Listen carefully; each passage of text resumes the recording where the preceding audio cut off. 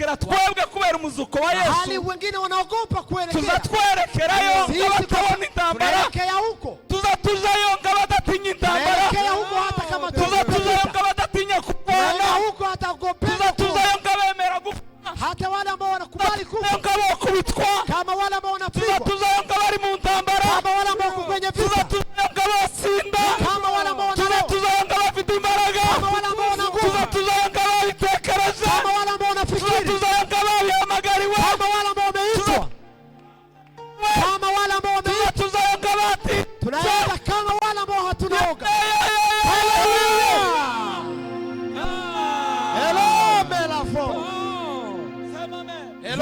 Sofila. Edela imenide.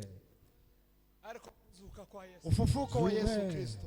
Ariko kuzuka kwa Yesu. Ufufuko wa Yesu Kristo. Reka mabwire mwa Kristo. Acha niwaambie wa Kristo. Kuzuka kwa Yesu. Ufufuko wa Kristo. Kwaduhaye itangiriro ry'ubuzima. Pea msingi wa maisha. Kuzuka kwa Yesu. Ufufuko wa Kristo. Zaduhaye itangiriro ry'ubuzima. Msingi wa maisha. Tutari kwigeza.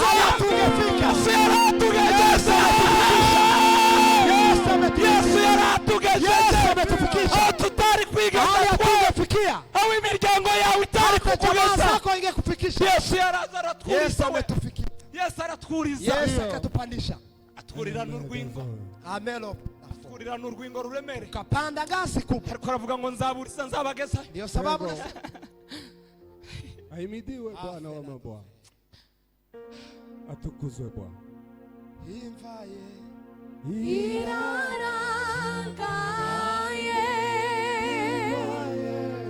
Imvaye.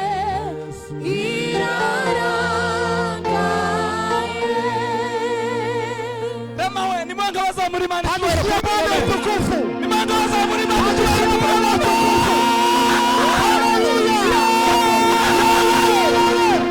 Kuzuka kwa Yesu. Ufufuko wa Kristo. Kwaduhaye itangiriro ryo kubaho. Mwanzo wa msingi wa kuishi. Ufufuko wa Yesu. La résurrection de Christ. Medove la corge. Ufufuko wa Kristo.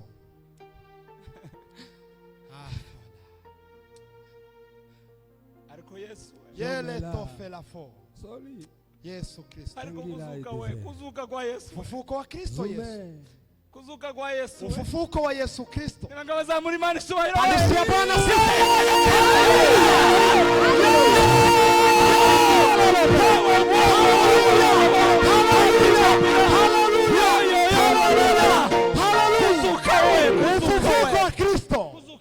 Ufufuko wa Kristo. Ufufuko wa Kristo Yesu. Yesu melove. Reka mbabwire mwa Kristo. Acha niwaambie wa Kristo. Kuzuka we. Ufufuka.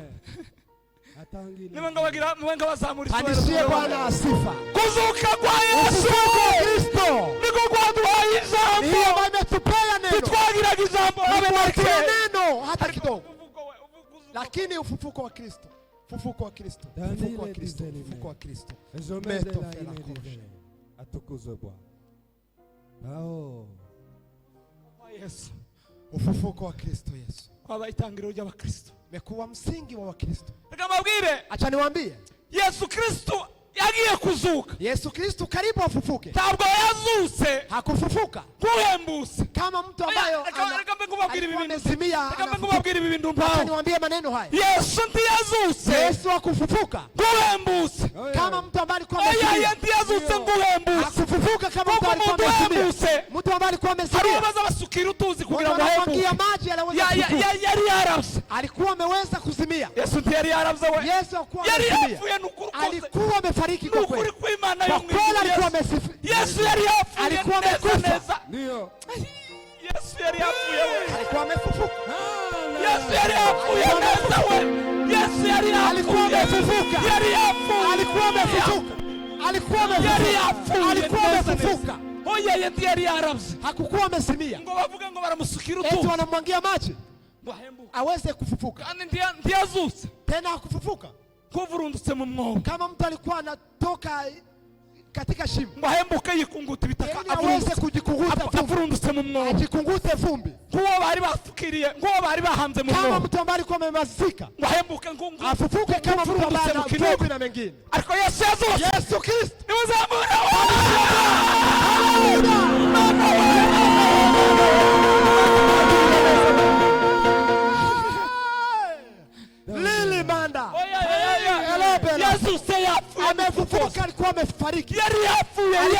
akafariki, arafa, akakufa, baramuhamba, wakamzika. hagira iminsi 3 mu Baada ya siku 3 katika kaburi, hagira iminsi 3 mu baada ya siku 3 kaburi. ariko ikintu gitangaje Kitu cha kushangaza, yari yabwiye abigishwa, alikuwa ameambia wanafunzi, yari yabateguje, alikuwa ameandaa, arababwira ngo nzapfa, mimi nitakufa ariko nzazo, lakini nitafufuka.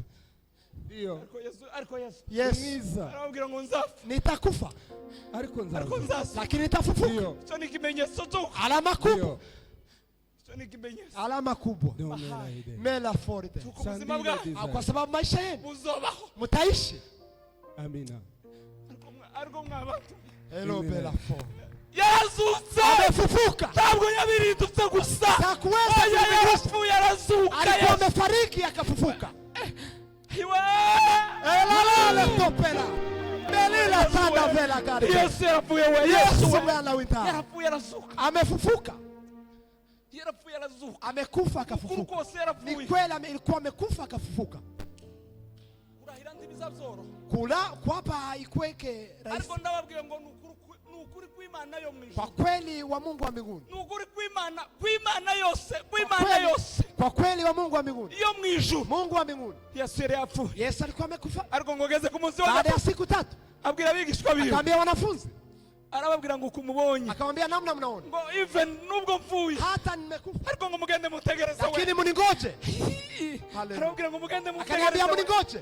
mutegereze mwabigishwa Muningoje. mwe, mutegereze,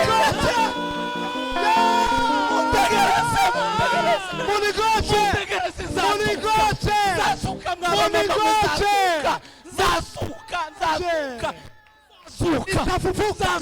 Itafufuka. mwarangiza umunsi Baada mu gitondo kare kare, asubuhi mapema, abagore beza we, wamama wazuri, abagore beza mu gitondo, wamama wazuri alfajiri, asubuhi ngo bazinduka baje ku gitondo, wakaamkia kwenda katika kaburi, ngo bajanye ibihumura neza, wakaenda na manukato kugira ngo baje kubishyiraho ili Yesu waweze yapfuye. kuweka mahali Yesu alikuwa. Ariko hari abantu baza batekereza neza, Watu mwana wanawasa vizuri, buriya abantu bararushana gutekereza, watu wanatofautisha abagore beza watu. barimo Maria Magdalena Mnamo Mariamu Magdalena, na Maria nyina wa Yakobo na hata Salome Maria mamake na Salome na Maria wundi, na Maria mwingine, ngo bajana ibihumura neza, wakachukua manukato, ngo bajana ibihumura neza, wakachukua manukato kugira ngo imva ya Yesu, ili kaburi ya Kristo, ngo nubwo yapfuye, kuko ntibari bafite ibyiringiro ko yozuka, hawakuwa na matumaini oya ya kwamba ntabyo bari bafite, walikuwa baravuga ngo twe tugende, sisi twende ngo dushire ibihumura neza tuweze ku mva, kuweka manukato hapo. ngo zibura, Sasa ngo azamenya ko twamukundaga wenda we. jua ya kwamba tulikuwa tukimpenda. Haimidiwe Bwana wa mabwana. Fonde, Atukuzwe Bwana. Ni ukora kugira ngo Yesu amenye Ni nini kumukunda, ambayo unatenda ili Yesu ajue ukora ya iki kwamba kugira ngo Yesu amenye unatenda kumukunda, nini ili Yesu ajue ya kwamba unampenda? aragenda kumva, Akaenda kaburini, ngo bajana ibihumura neza, wakachukua manukato, ngo babishira kumva ya Yesu, wakaiweka ntibabishizeho wakaiweka mu gitondo kare kare ku cyumweru, alfajiri, asubuhi, siku ya Mungu, ngo bazinduka bagenda, wakaamkia, barashorerana, wakaenda wote pamoja. baravugana, ngo bariko baganira agahinda kabishe mu mutima. Huzuni ilikuwa mno, Baravuga ngo akasema umwami wacu Mungu, Yesu we, ufalme wetu, umwami wacu Yesu, ufalme wetu. ngo uko nyine agize gatatu Sasa 3 kaburini tukamubona, na hatumuone ariko Yesu, Yesu Kristo. uko nyine iminsi 3 irashize, Siku 3 zinakwisha, iminsi 3 irashize, siku 3 tutamubona, zinakwisha, hatumuone. ngo bumva imbabazi ziraje mu mitima Nasikia yabo, neema zinakuja, ngo bumva urukundo ruraje rwa nasikia Yesu, upendo unakuja. baravuga ngo tushorerane, Kasema twende none pamoja, muhoje tuje kumureba, twende kumwona. ngo byibura ngo bitwaze ibihumura neza, Wenda wakachukua na manukato, baragenda ngo baramanuka, wakaenda na manukato, baragenda wakaenda na manukato, ngo bagenda Igorigota, wakaenda Golgota, baragenda Igorigota, wakaenda Golgota. ngo bagereyo Walipofika aho bamuhambye, mahali walikuwa wamemzika, kuko hari bugufi, kwa sababu ilikuwa karibu, ngo bagera ku gituba, wakafika kaburini. ngo bakihagera Walipofika, mu Cyongereza kwa Kiingereza bazabavuga ngo suddenly, ni ukuvuga ngo ni kusema ni vuba na bwangu, vuba na bwangu, mbio mbio, mbio sana, ndio ngo bagiye kureba, walipotazama ngo amaso yao, macho yao ngo amera nk'akubiswe n'inkuba, ikakuwa kama baravuga ngo radi ni inapiga. iki, what is Ni happening, nini ambayo ni iki imetokea? cyabaye, Ni nini? ni iki Ni cyabaye, nini ambayo imetokea? babona igitare, Wakaona mwamba, bagendaga baganira, walikuwa wakizungumza, ngo se ninde udukuriraho ni nani ambaye atatuondolea ninde udukuriraho cya mwamba? gitare, Nani ambaye ataondoa mwamba? ko ruremereye, Mbona ni ninde nzito? urukuraho, Nani ambaye ngo ataiondoa? baje kugera ku gituba, Walipo karibu wafike kwa ngo kaburi, barangiza imva ye irarangaye. Hey!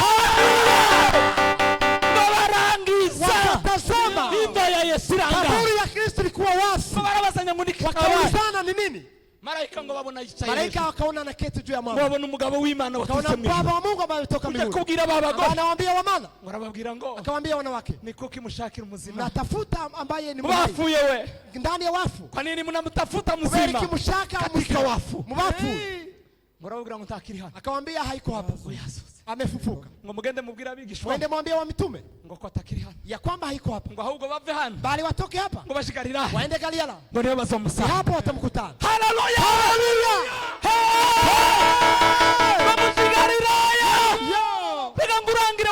Acha nikuambia Mkristo. Kugira kibanza cawe. Uwe na uwanja ndani wako. Usujamo kugira ngo Yesu agusa. Hakuna ingia ili Yesu. Usugira ikibanza cawe. Uwe na uwanja wako. Usujamo kugira ngo Yesu agusa. Kuna ingia Yesu akutane hapo. Ngo age bagenda babwira bigisha. Akamwambia wanafunzi. Ngo yagiye. Ameenda. Bamugenda Galilaya. Mwende Galilaya. Mbona muzohurira na Yesu. Hapo mtamkutana. Ngo bagenda biruka. Wakaenda wakikimbia. Ngo bagere mu nzira. Walipofika njia. Ikintu cyantangaje. Kitu kimenishangaza. Kwera umutima bafite kwa sababu wa roho wa ngo Yesu abona batogereyo atabaye hawezi kufika huko. Yama batibukira. Akaweza kuonekana. Kwera kuko kwa sababu yari yasize imyambaro. Alikuwa ameacha vazi ya kamera y'ubumuntu. Naka n'imyambaro y'ubumuntu. Mavazi ya yambara umwenda n'umubiri. Akavaa mwili na vazi wo kugaragariraho. Huweza kuonekania mahali pote. Abongereza Wangereza bazabita iyi MTN cyangwa se Airtel wanaita hizi marezo ambayo tunatumikisha. Bazabavuga ngo ni everywhere you go. Ni mahali unaenda popote. Ngo ni mahali unapokwenda. Everywhere you go nukuvuga ngo na hantu hose uzoja uzihasanga. Mahali utakwenda popote utakutana. Ariko amarezo ya communication. Rezo za communication bazabesha mwaba. Inadanganyaka. Vodacom ntizigera Vodacom ntizirenga rino rango ryayo. Vodacom haifikake hapa nyuma. Niza yamegarukira hano mugasanga. Inarudilia hapa karibuni. Ariko bakamandika ngo ni everywhere. Wanasema mahali popote utaenda. Ubu nyine simperuka ku murongo narawutaye. Yeye kabisa haiko kwa mtandao. Mbitse muriya everywhere you go. Anaweka ndani simu hiyo. Ariko ndayo naitaye kare. Ameitopoteza kale. Ejo naraje imvura iranyaga. Jana amekuja mvua ikaninyeshea. Mburuko ngera hano. Ikakosa namna gani nifike hapo. Kubera ko everywhere you go. Kwa sababu simu imeweza kupoteza connection. Kazamburu ko mbwira bishop na imvuraga yanyagiye. Mvua ilikumenyeshea nikakosa nimwambie. Namwe hano murategereje nanyi mnangoja hapa. Nanje ndahirye imvura yahaguye. Nami mvua imenyesha hapo. Nao barabeshe ngo ni everywhere you go. Eti mahali popote. Ariko rakambabwiye. Acha niwaambie. Umuntu uri everywhere you go. Anapatikana hapo. Umuntu anapatikana pote. Yesu.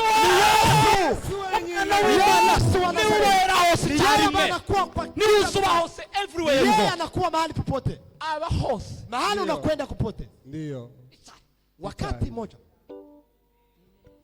Aberaho sicharime sumuhemu kandi ntabesha arakomeye bitangaje zamuvuga zamurata aberaho anakuwa fasi yote kwa moja. Sumuhemu kandi nabesha.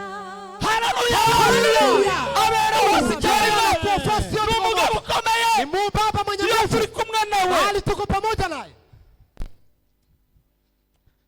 Hashambe kofila. Nomela dizaina.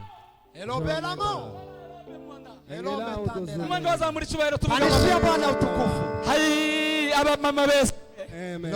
Abagore bese. Wamama wazuri. Bagenda bafite ibihumura neza. Wameenda na manukato. Ngo bashike bahura na Yesu. Wakakutana na Yesu. Yesu aravuga ngo. Yesu akamwambia. Mwabaro bafite. Uzuni ambao wanao. Tibogera kundumwa ntarababo. Hawezi kufika kwa mitume kabla kuonekea. Akajitukuza ndani yao. Arabagira ngo nije. Akamwambia ni mimi. Amaze imitima yabo ngira neze. Hata roho zao baragenda babwira abigishwa. Akamwambia wanafunzi. Ngo turamubonye. Tumemwona. Abigishwa wanafunzi wakasema turuko basi. Nyamanze. Mnasema nini? Timukaza muvuga y'abagore. Kwa mnasema ambayo hamjui.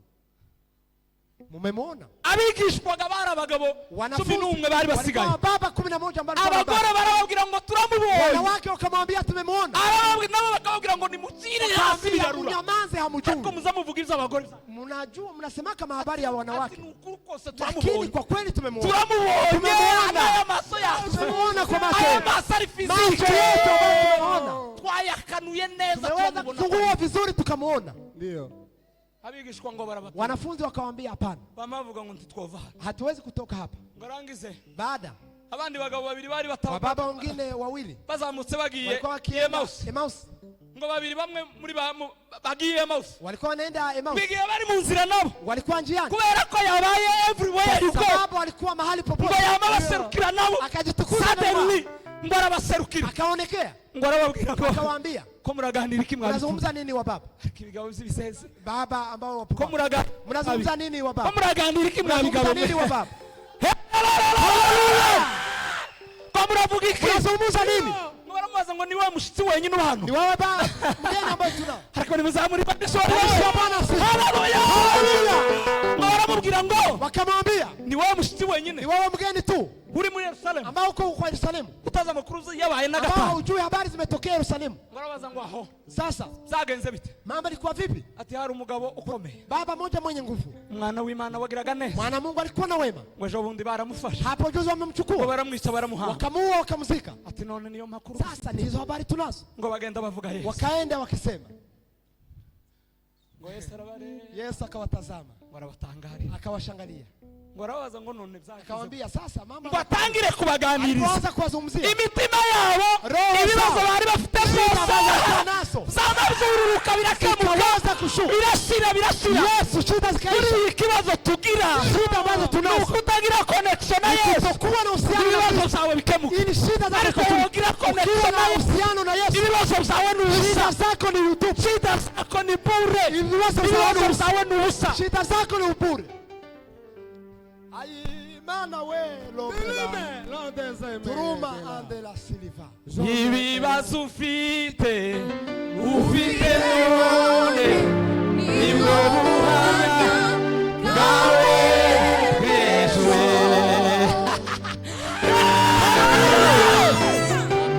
ingorane ufite Shida nazo ufite shida nazo none leo nibwo buhamya shuhuda bwawe yako ya kesho. bwejwe tumbira Yesu niwe gisubizo Bwana Yesu ibibazo Kristo, jibu la bibaza mahitaji letu, ubuzima bwawe katika maisha yetu. tumbira Yesu wenyine niwe gisubizo.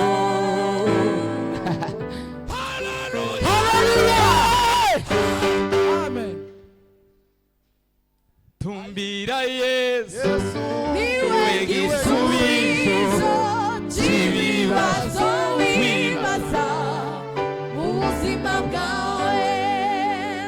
Bango turanga ngo tumbira Yesu baba muri ritme y'isirimbo gato. Semeni amen. Amina Tumbira Yesu Yesu we wenyine Niwe gisubizo. tumbira Yesu Tumbira Yesu wenyine. Niwe gisubizo. Tumbira Yesu. Tumbira Yesu wenyine. Niwe gisubizo. Tumbira Yesu.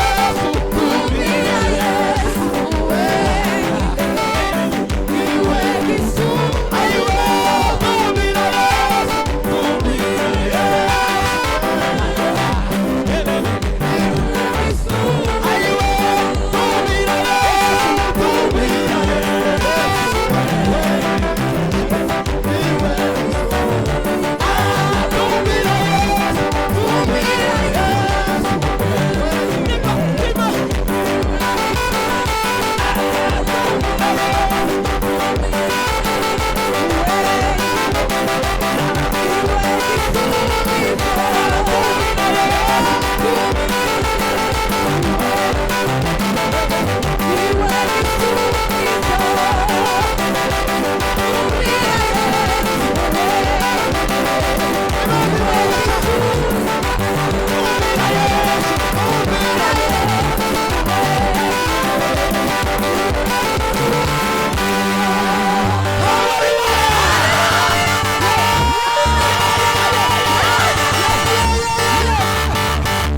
Niwe gisubizo. ndiye jibu la mahitaji yako. mubonye gusa Ukimwona tu haza kubera igisubizo. anakuwa jibu lako.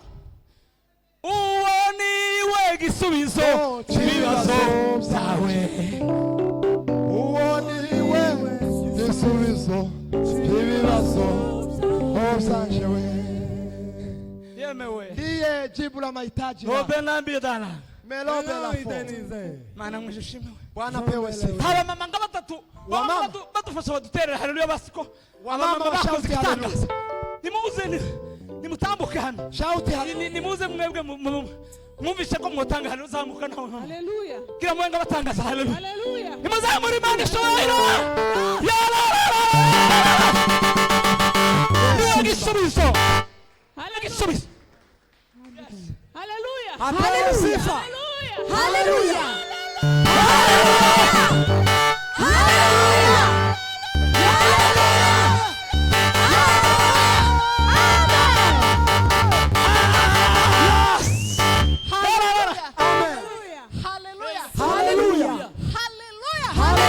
Na wewe sema hivyo.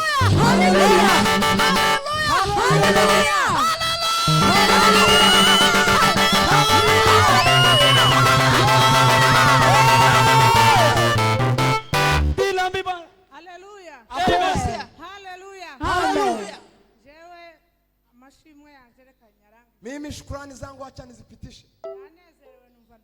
Nimefurahi nikasikia kabisa furaha mwingi. Nimesikia Yesu amefuka na nguvu zote. Akaweza kubomoa fikira mbaya. Bali akaweza kufufuka na nguvu. Asifiwe sana. Mhubiri. Atoa dola kwa. Amen. Hallelujah. Hallelujah. Hallelujah.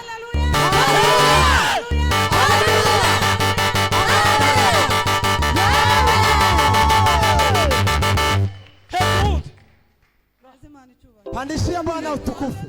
Hallelujah.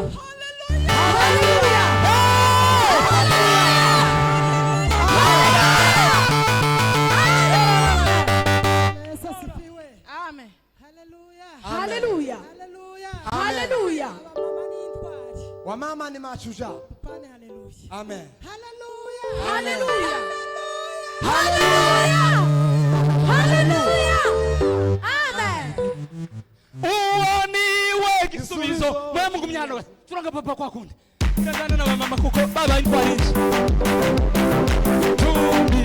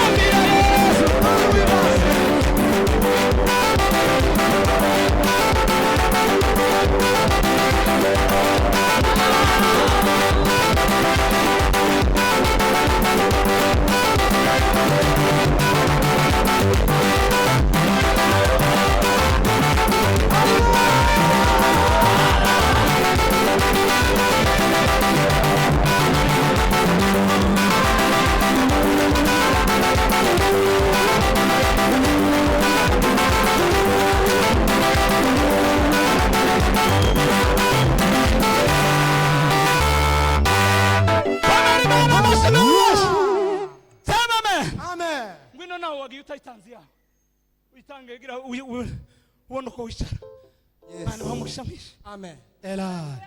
Amen. Hallelujah.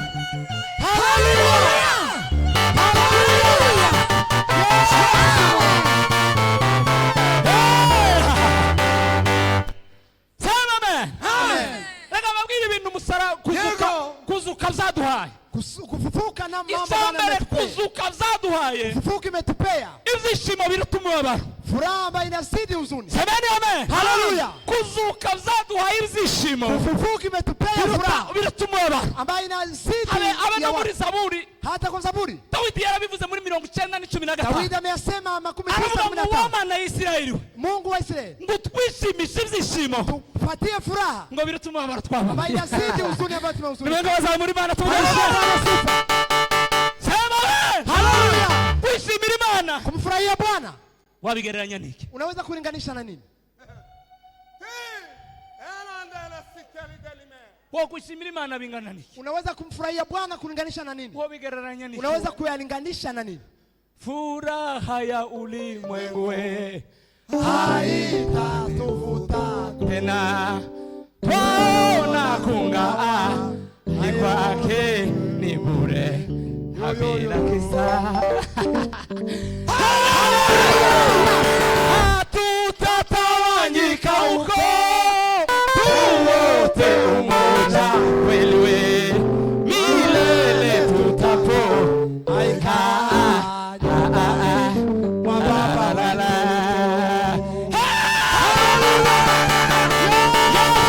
Yesu ngwarangize kuzuka. Yesu baada ya kufufuka Ngazuka abandi bantu benshi. kafufuka watu wengine Bari barafanya ibyiringiro. bali wamekufa na matumaini. Barangize bakora karasisi muri Yerusalemu. Hapo akamweza kufanya abagore wakaweza wababa na wanawake. Wenga bazabu umurongo w'imbere. Muje Mwebwe murongo w'imbere. msururu hapa. Ngo bakora karasisi. Wakafanya msururu. Semeni amen. Amen.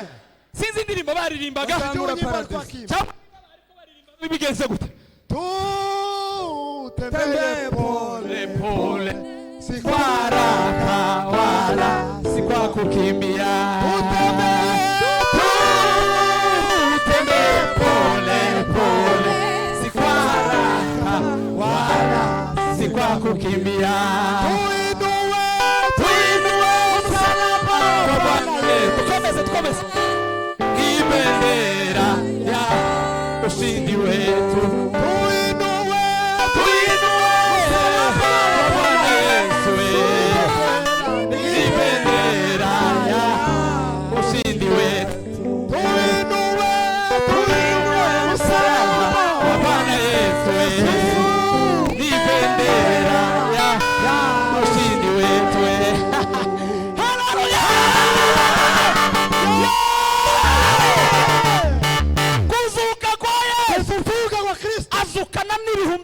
akafufuka na maelfu ambao bafanye ibyiringiro wamekufa na matumaini ngo barazuka wote wakafufuka. ngo bagira guca muri Yerusalemu. Walipofika Yerusalemu ngo babona abantu barasemba. kaona watu wanachomoka.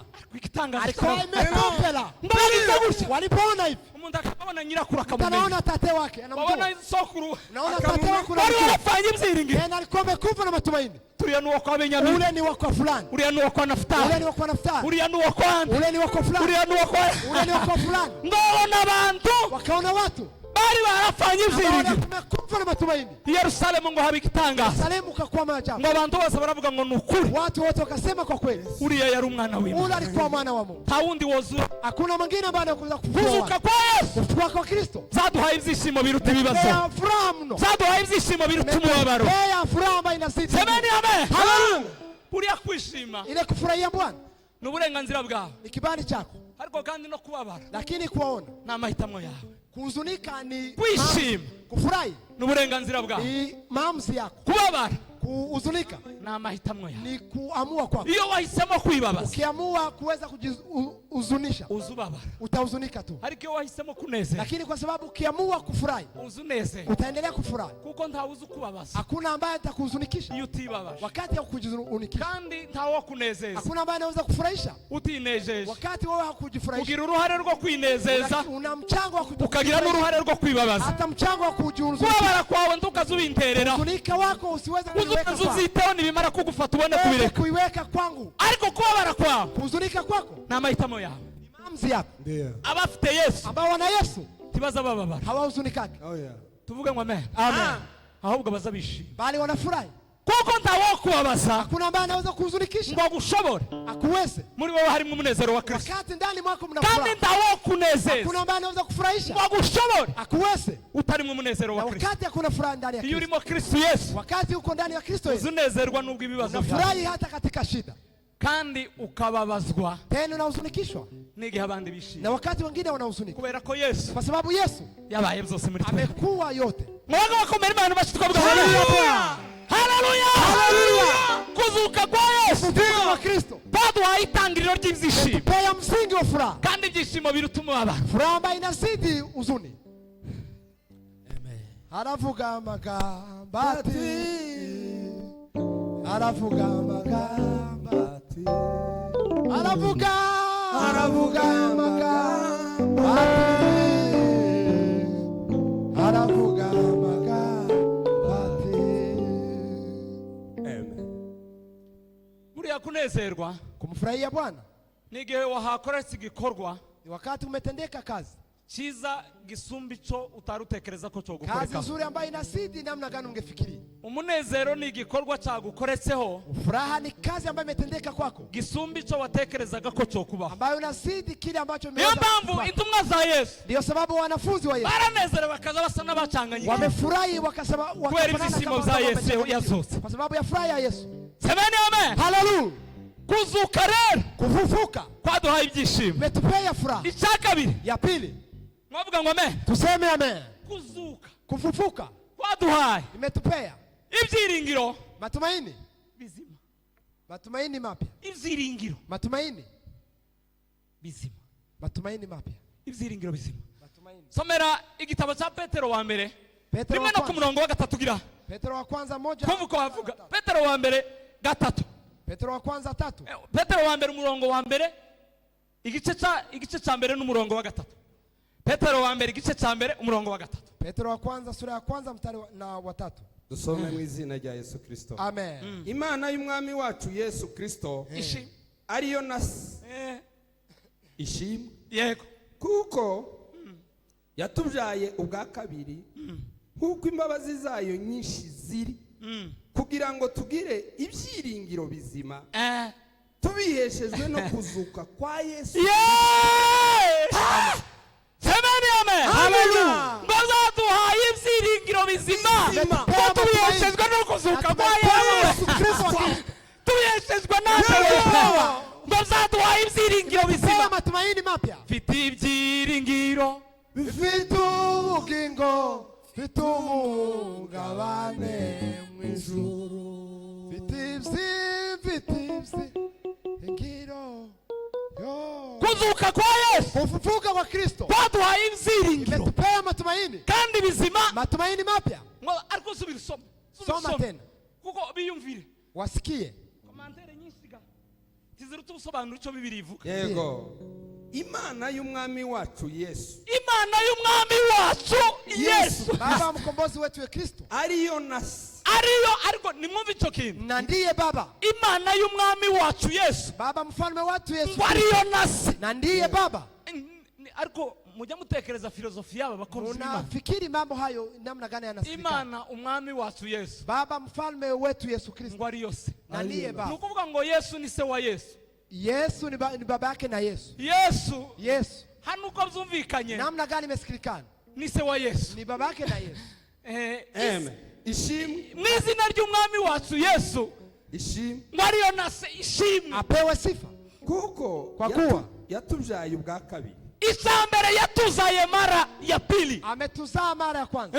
Ubwa Kuko kabiri. imbabazi zayo nyinshi ziri. Kwera imbabazi zayo Kwa nyinshi. sababu fadhili zake ni za milele. Kugira ngo tugire ibyiringiro bizima. Ili tuwe na matumaini mapya. Kambivuge mu Cyongereza. Ndio. That we may have hope, the right hope. Kugira ngo tugire ibyiringiro. Ili tuwe na matumaini. Tugire ibyiringiro bigize gute? Bizima. Yemwe nimuvuga ngo dufite ibyiringiro bizima. Tuna matumaini mapya. Nimubisubiremo dufite ibyiringiro Tuna bizima. matumaini mapya. Tuna matumaini mapya. Ndio.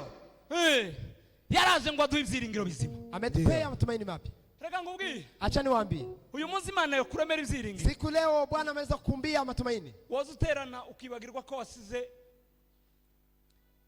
mu gikoni nta kintu kihari. Unaweza kusanyika unasahau ya kwamba umeacha kwenye jikoni mambo hayaendeki. Waza ugenda nk'umutunzi muri bose kandi ari wewe mukene muri Unatembea kama bose. tajiri na haiko wewe ndio Waza tajiri. utekereza kuri umupfakazi cyangwa uri umutunzi. Hawezi kufikiri ya kwamba uko mjane wakati uko Waza tajiri. utekereza Minerval uzugenda utekereza Yesu. Hawezi kufikiri Minerval Kandi ubukene tugira mu itorero. maskini ambayo tunakuwa nayo Ni kanisani. ubukene bwo kubura Ni ibyiringiro. umaskini wa kukosa matumaini. Umva ibyiringiro Matumaini nibyo ni dutegereje hizo ambazo tunangoja zagiye mu bikorwa ambayo imeingia kwa matendo bikabona kwitwa na kwizera. inaitwa imani.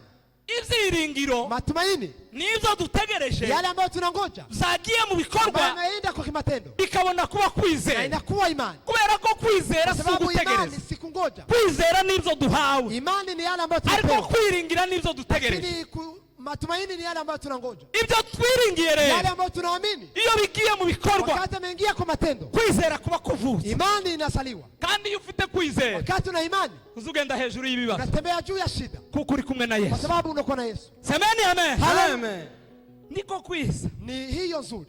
yaduhaye ibyiringiro bisa. Ametupea matumaini mapya. Sema amen. Amen. Icya gatatu nsorejeho, Ya tatu tukimaliza, kuzuka kwa Yesu ufufuko wa Kristo kwaduhaye gukorera Imana ametupea kumtumikia Bwana ku muvuduko ku rwego rwo hejuru. kabisa, kwa uharaka wa ngazi za juu. Yeme nimuvuge ngo kwaduhaye gukorera Imana Ametupea kumtumikia Bwana ku muvuduko ku rwego rwo hejuru. kwa Ndio. uharaka mwingi sana. Ndio. Kuzuka kwa Yesu, Ufufuko wa Kristo, iyo phrase gani ndende ku bantu badaherutse kuja mu ishuri ngo bagire kugira ngo bamemorize. ili waweze kushika mambo.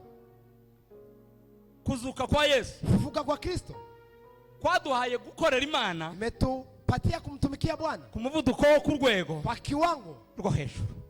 za juu. Niyo mpamvu Paulo yavuze Ndiyo ngo sababu Paulo amesema, ndamaranira gusingira mimi napigania ibyo nichukue Kristo yamfatiye, yale ambayo Bwana amechukua. ndaharanira na kwiga mbio Ndagwanira ili niweze kushika kugira ngo mbashe na kupata. kwiga mbio. Ndagwanira. Semeni amen. Haleluya. Abakolosayi igice cya gatatu Wakolosai sura ya 3 murongo wa 20 mstari wa 12 na gatatu. 23. Abakolosayi, Wakolosai, sinsoma handi naho ngaho ndangiriza. hatutasoma mengine ni tu. Abakolosayi igice cya gatatu Wakolosai wa 3 murongo wa 23 na gatatu. sura ya 3 mstari wa 23. Ngasomagira tujana.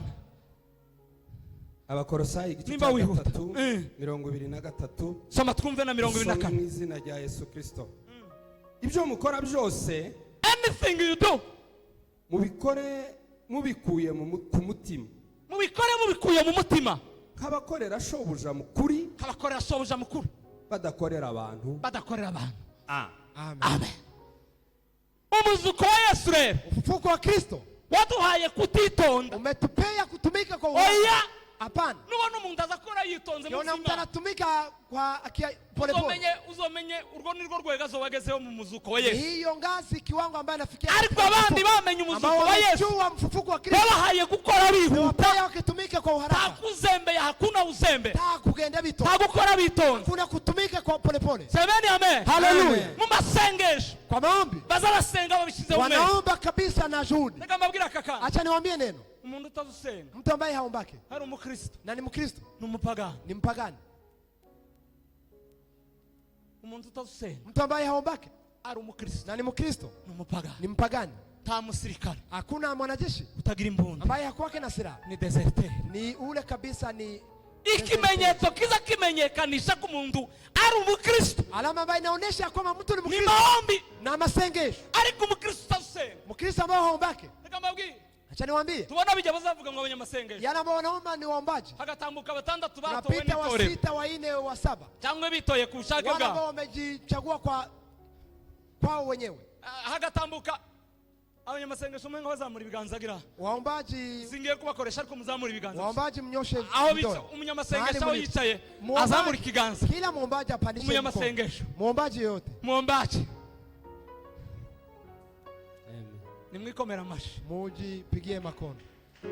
Abatari abanyamasengesho nabo nibayazamura. Ambao si waombaji wapandishe mikono.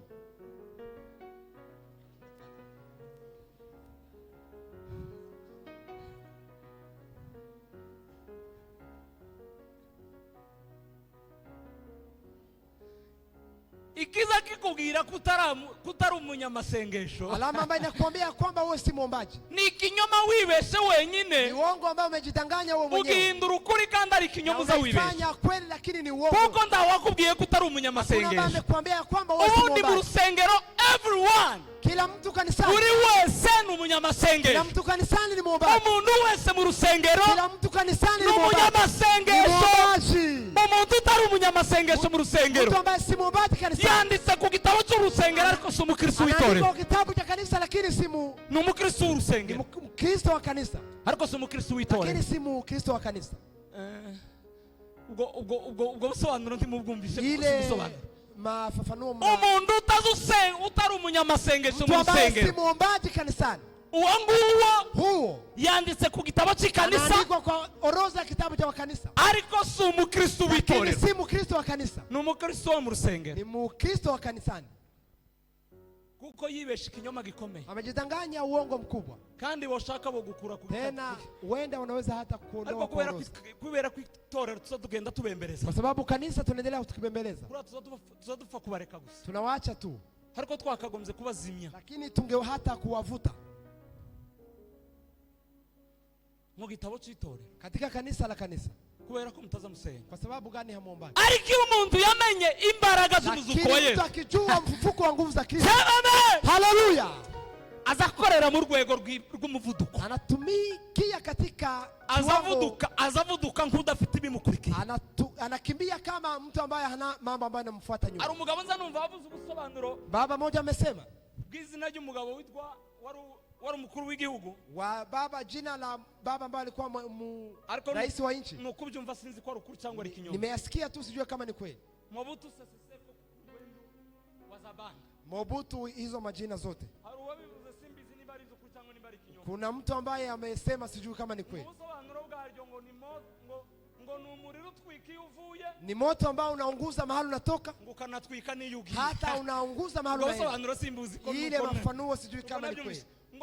ngo ni umuriro uzutwika iyo ugiye, ni moto ambao inaunguza mahali naenda, ngo ugasiga unatwika iyo uvuye, hata unaunguza mahali umetokea. Iyo rero umuntu yamenye umuzuko wa Yesu, wakati mtu amejua ufufuko wa Kristo, azavuduka iyo avuye, anakimbia mahali anatokea, akanavuduka n'iyagiye, anakimbia mahali anaenda. Buriya mwitorero kanisani, intege nkeya zo gukorera Imana mugira, madhaifu ambayo tunakuwa nayo kumtumikia Mungu, bwo gutekereza bukeya mugira, n'ubushobozi bwo gutekereza bukeya mugira, ni uwezo mdogo wa kufikiri nguvu za Bwana, kandi ni imibanire mike y'ubana nawe, tena ni uhusiano mdogo ambao unaishi na wewe.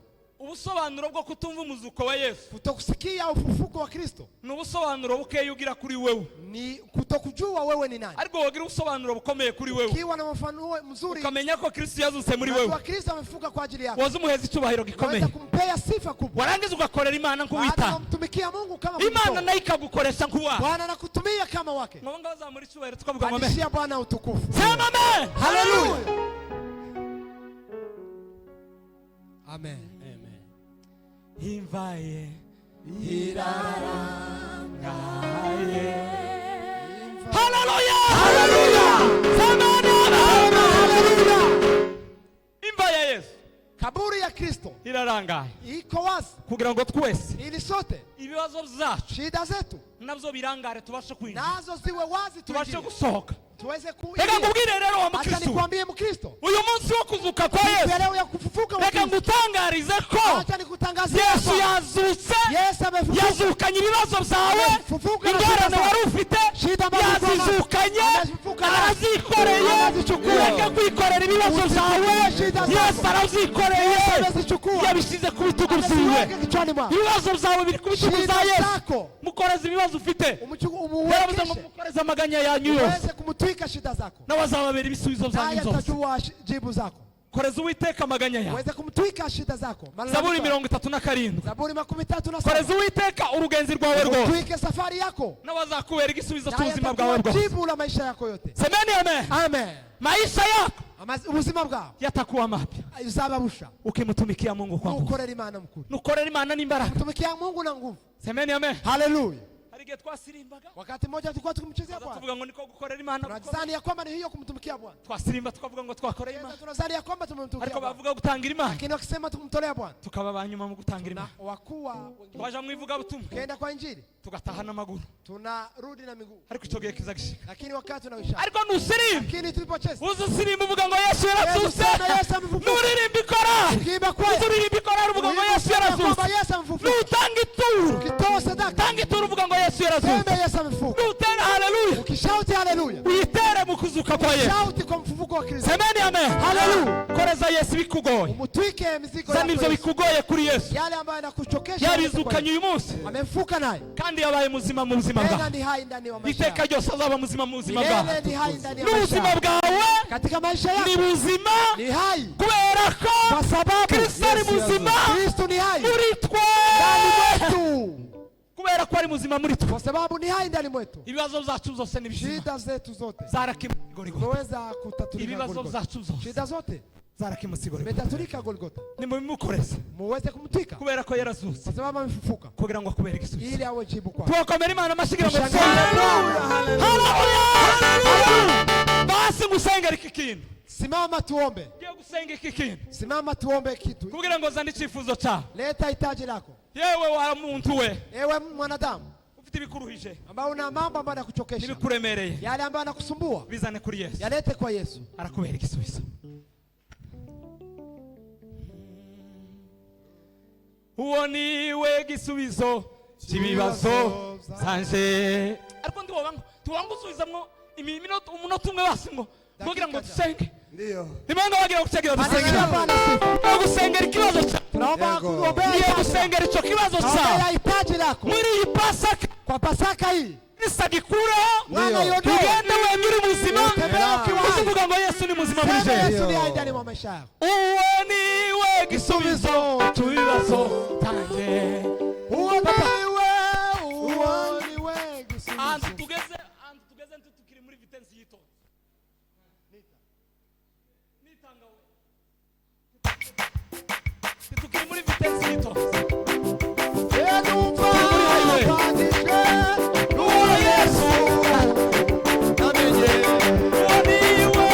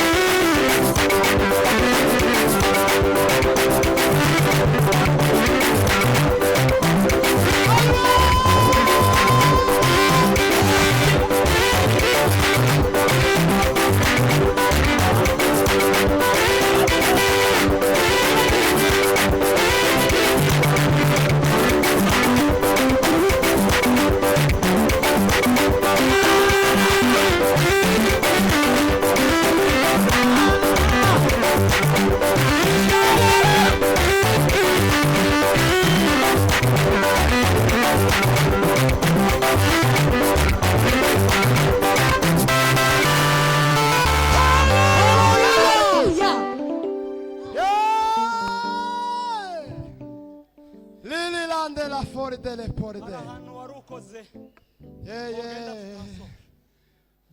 Du masanda envelopperde. Ai. Mbele bole ponde va.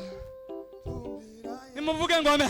Sema hallelujah. Bamuvuga ngo ibibazo zawe Ambia ubiyaze Yesu. uitwike Yesu. Vuga ngo mbihaye Yesu. Na uitwika Yesu. Mbihaye Yesu. Na ipatia Yesu. Na warabikemura. Na yatajibu. Ibibazo zanje Shida zangu. mbihaye Yesu. Nazimpea Yesu. Na warabikemura. Na yatastatua. Kuko niwe gisubizo cyane. Sababu niye jibu langu. Nasubiza papa subira kwa kundi nkubwiye.